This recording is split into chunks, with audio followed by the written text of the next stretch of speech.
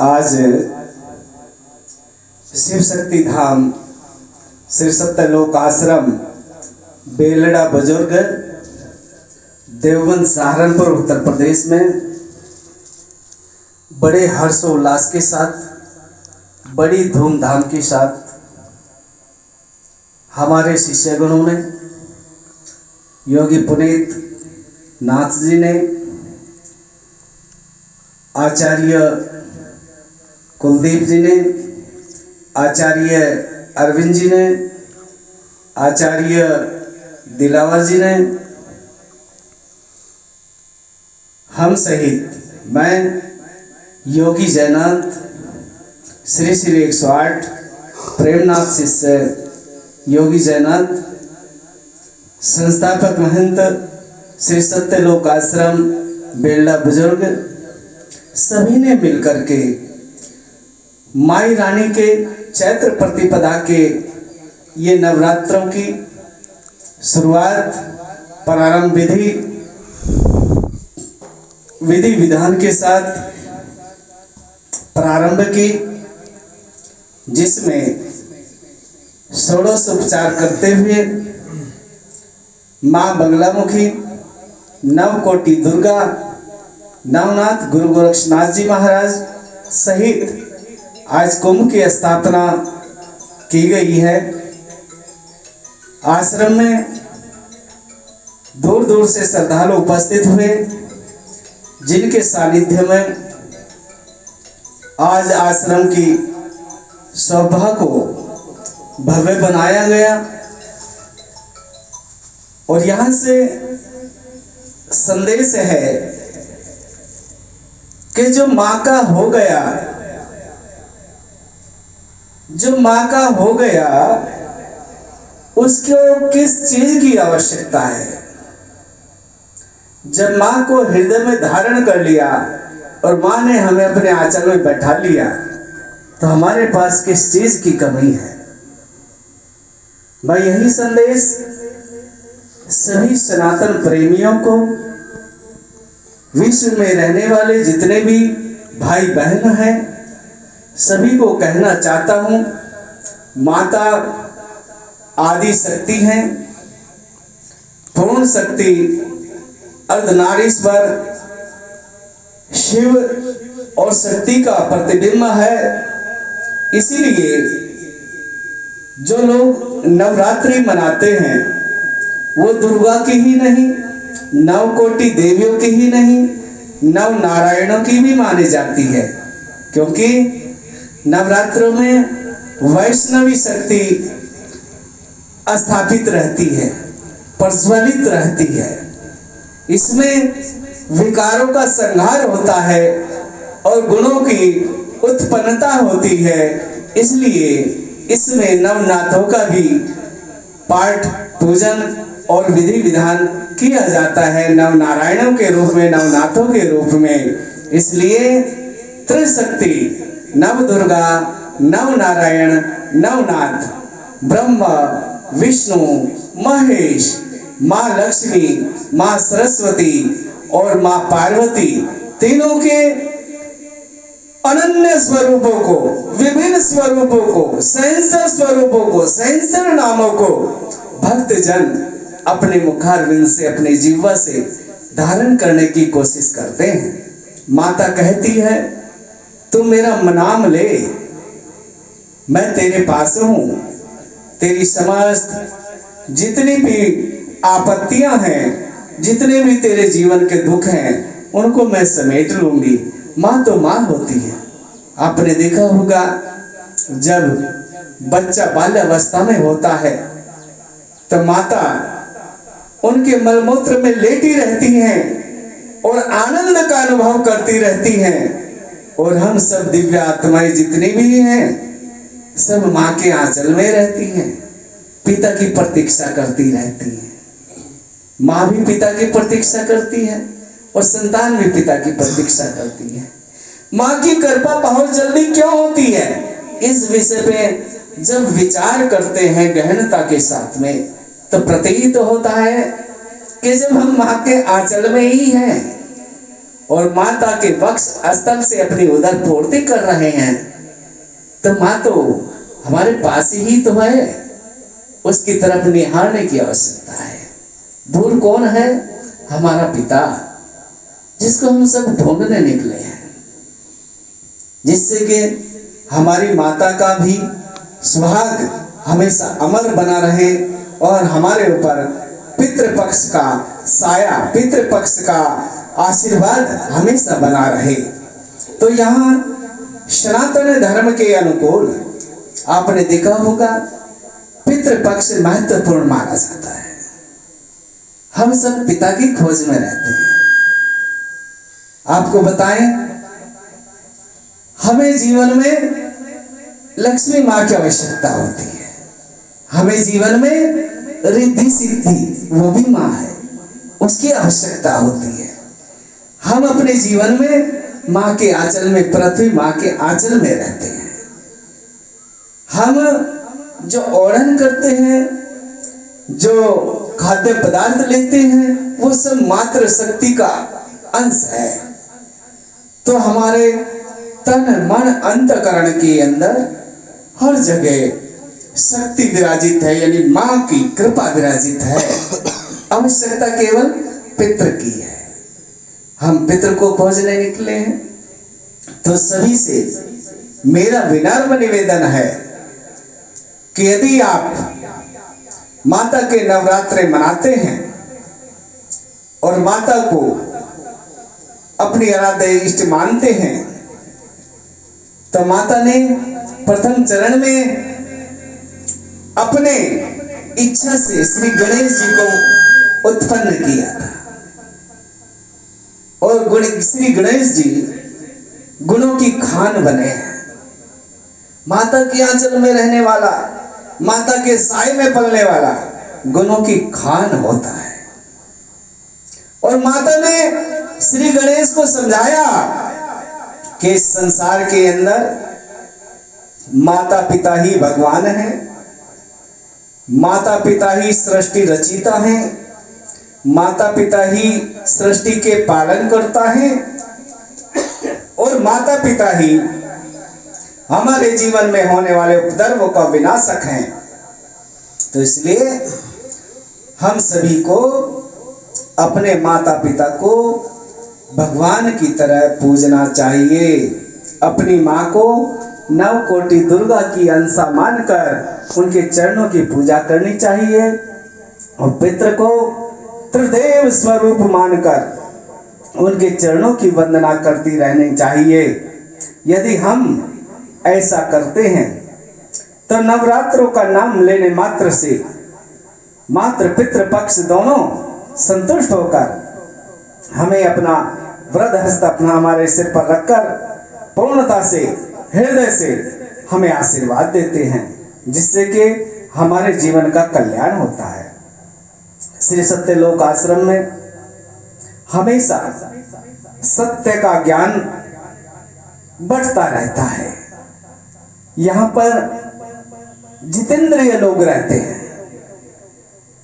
सत्यलोक आश्रम में प्रवेश करने मात्र से ही मनुष्य अपने को महसूस करता है और उसकी सभी जितनी भी सांसारिक इच्छाएं हैं उन सुख और दुखों को भूलकर परमानंद का अनुभव मनुष्य करता है।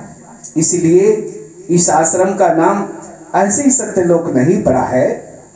यहाँ की कलाकृतियों को, यहाँ के ज्ञान को, यहाँ के तप भूमि को नमन जो करता है, उसके अनुसार यहाँ आने वाले भक्तजनों ने ही कहा कि भगवान, हे गुरुदेव, ये तो हमें वैकुंठ जैसा लगता है। तो हमने जब इस आश्रम की स्थापना करी, जब कोई नाम नहीं था, भक्तों के कहने से, बार बार प्रार्थना करने से इस आश्रम का नाम गुरु मुखारविंद से सत्यलोक आश्रम रखा। तो गुरु कृपा इतनी हुई, जब गुरुजी को हम कहते थे, गुरुजी आपके इस आश्रम का नाम क्या होना चाहिए, वो कहते थे कि इसमें जब हम भी आते हैं, भक्त तो आते ही आते हैं, हमें भी एक अलग अनुभव होता है। क्यों ना वैकुंठ स्वरूप बनाया जाए। यहाँ शिव भी वास करते हैं, शक्ति भी वास करती है, नारायण भी आते हैं, नाथ भी आते हैं, नागवती दुर्गा भी रहती है। तो क्यों ना इसे शिव शक्ति धाम सत्यलोक आश्रम का। तो गुरु के मुखारविंद से हमने ये मंत्र रूपी शब्द ग्रहण करके इस आश्रम का नाम सत्यलोक रखा। यहाँ पर अनन्य प्रकार के मनुष्य आते हैं। कोई शारीरिक रोग से दुखी होता है, कोई मानसिक रूप से दुखी होता है, कोई तापिक, दैविक, भौतिक इन रोगों से दुखी होता है। तो आज से ही 1995 में इस आश्रम की नींव रखी गई और वर्तमान तक ऐसी गुरु कृपा यहाँ पर चलती है कि यहाँ जो आता है वो फिर कहीं और धक्के नहीं खाता, यहाँ से संतुष्ट होकर जाता है। दुखों की गठड़ी तो लाता है, लेकिन यहाँ से सुख अनुभव करके ही जाता है। और सुखों की खान में जब बढ़ जाता है तो अपनी पोटली को सुखों से भर के जाता है। हम यहाँ पर हमेशा देखते हैं कि जब कोई किसी प्रकार का भी दुखी व्यक्ति यहाँ आता है तो न जाने सतगुरु महाराज हम पर क्या कृपा करते हैं। यदि मिट्टी भी उसको दे देते हैं इस तप भूमि की, तो उससे भी उसका उपचार हो जाता है। कई भक्त इतने श्रद्धालु हुए कि हमारे डंडे तक ले गए। जैसे डंडा आप देख रहे हैं, डंडे तक ले गए, हमारे कपड़े तक ले गए कि गुरु महाराज इनमें ही आपका स्वरूप छुपा है। और वो आज भी उन सब चीजों की उपासना करते हैं। तो यहाँ आए मनुष्य के अंदर जब श्रद्धा उत्पन्न होती है, भक्ति उत्पन्न होती है, तो पता लगता है।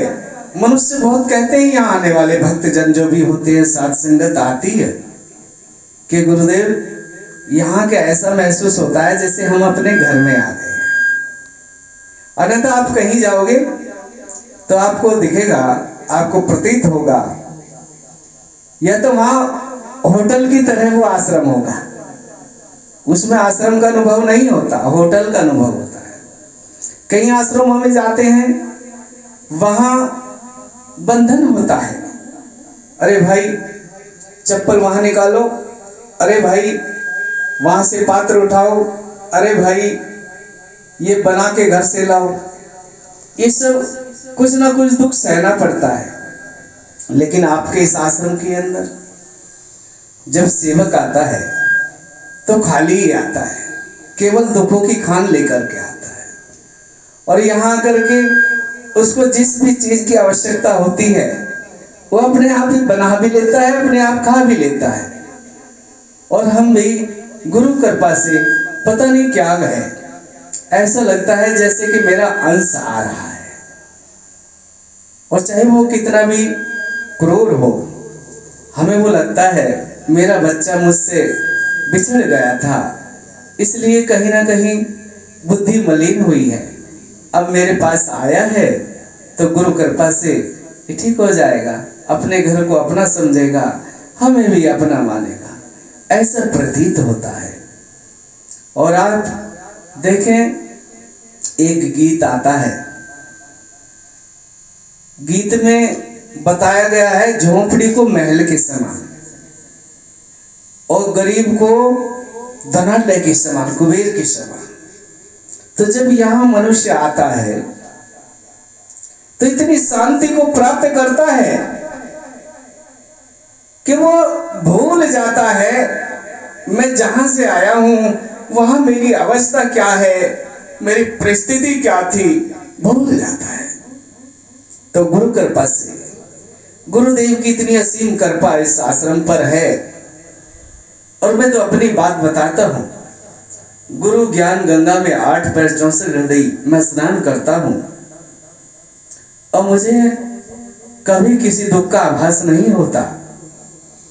आते होंगे मनुष्य चोले में दुख आते होंगे, लेकिन गुरुदेव भगवान ने मुझे कभी एहसास नहीं होने दिया कि हमारे जीवन में कोई दुख है।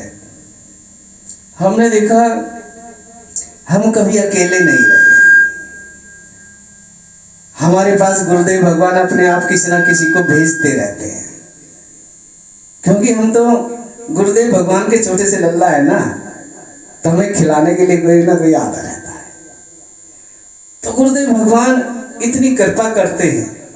वो आज ब्रह्म स्वरूप है और मुझे मेरी दृष्टि से गुरुदेव भगवान ने विराट स्वरूप में, संसार रूप में अपना स्वरूप मुझे दर्शाया है।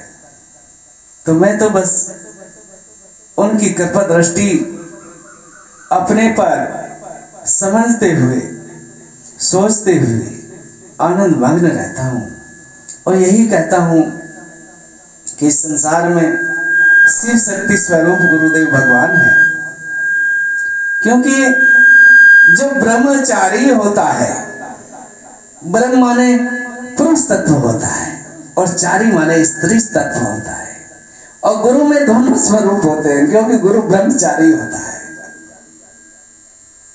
तो गुरु अर्धनारीश्वर स्वरूप होता है, वो शिव भी होता है, शक्ति भी होती है। इसलिए लोग तो कहते ही है, मुझे स्वरूप भी अनुभव होता है कि मेरे गुरु भगवान ने मुझे मां और पिता दोनों का प्यार दिया है। गुरुदेव भगवान जब जब मेरे पास आते थे और जब यहाँ करके कहते थे, अरे तू क्या कर रहा है, तो मैं कहता था, गुरुजी मैं तो कुछ नहीं कर रहा, ना मेरे से कुछ होता है, आप ही करवाने वाले हो, आप ही करने वाले हो। चाहे शरीर में बढ़ के कर लो, चाहे शरीर से बाहर होके कर लो, आप ही तो कर रहे हैं, मैंने तो कुछ अभी तक किया ही नहीं। तो मेरे गुरुदेव भगवान दोस्त की तरह भी मुझे देखते थे और एक छोटे से लल्ला के रूप में भी मुझे देखते थे और साथी के रूप में भी कभी कभी वो देखते थे। हमें एहसास होता था कि गुरुजी अपने मन मस्तिष्क की, अंतःकरण की जो बातें हमसे करते हैं, यार तू तो बहुत बड़ा सौभाग्यशाली है। गुरु तीनों रूप दिखाते हैं तुझे, दोस्त का भी दिखा देते हैं, माता पिता का भी दिखा देते हैं, इष्ट का भी दिखा देते हैं। तो मुझे कहां जाने की जरूरत है।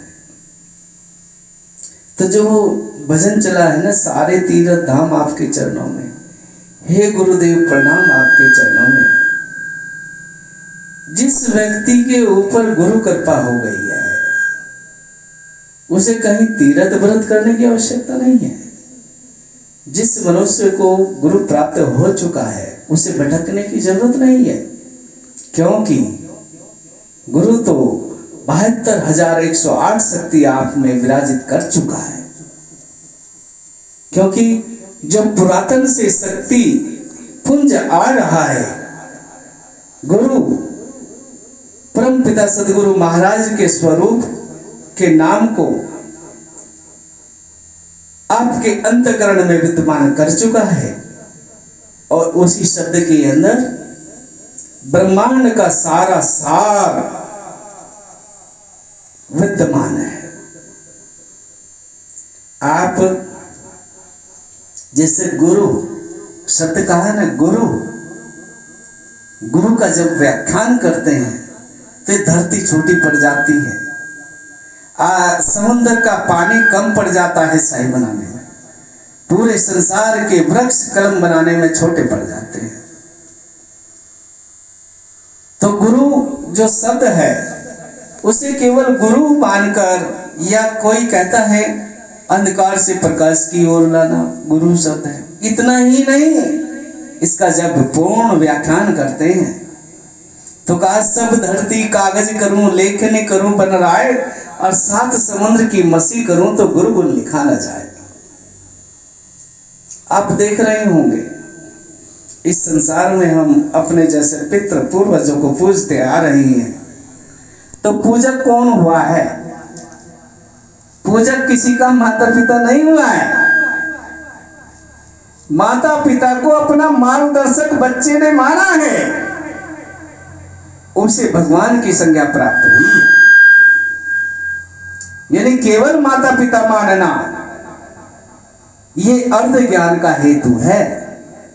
माता पिता को ही भगवान मानना, माता पिता को ही अपना मार्गदर्शक मानना और माता पिता द्वारा ही संसार को देखना, और इस संसार में जो भी दिखाई दे रहा है उसे भी माता पिता मानना। जो इस तरह से अपने जीवन को बना लेता है वही तो शिव है, वही शक्ति है। तो मेरा तो यही निवेदन है सभी साथ संगत से, और जितने भी वीडियो के माध्यम से इस आश्रम में उपजे शब्द को सुन रहे हैं, उन सभी को मैं कहना चाहता हूं कि ये शब्द जन जन तक पहुंचाने में हमारी सहायता करें। सुने, ध्यान से गौर करें और अपने जीवन का मंथन करें तो पता लगता है कि सत्य कहां छिपा हुआ है। सत्य इस संसार रूपी जगत में जब देखते हैं तो एक निर्मला, निर्विद्ध, अमिट और एक गरीब सी वस्तु दिखाई देती है, जबकि वही सुखों की खान परमानंद घन के चरणों में अपना करते हुए ध्यान मगन रहने वाला व्यक्ति हमेशा धनाढ्य होता है। उसकी इच्छा मात्र से संसार की सब सुख सुविधा उसके चरण को छूती है। हमें केवल आवश्यकता है सदगुरु महाराज के चरण कमल को 8 पहर 64 घड़ी अपने अंतःकरण में विद्यमान रखना। क्योंकि एक शब्द मैं और बताना चाहता हूं, मैंने माता पिता का व्याख्यान किया है और गुरु को शिव शक्ति धाम बताया है। यहां एक मनुष्य को 2 बार पैदा होना पड़ता है। एक माता पिता कर्म के जन्म के दाता होते हैं, एक माता पिता कर्म का दाता होता है। एक भाग्य से पैदा करता है और एक कर्ण से पैदा करता है। भाग्य से पैदा करने वाला इस संसार में हमें छोड़ के चला जाता है, और जो कर्ण से पैदा करता है वो जन्मों जन्मों तक हमारे साथ रहता है। और कर्ण से कौन पैदा करता है? गुरु अपनी संतान को कान से पैदा करती है, क्योंकि शब्द कान से गया है, गुरु कान से अंदर पहुंचा है।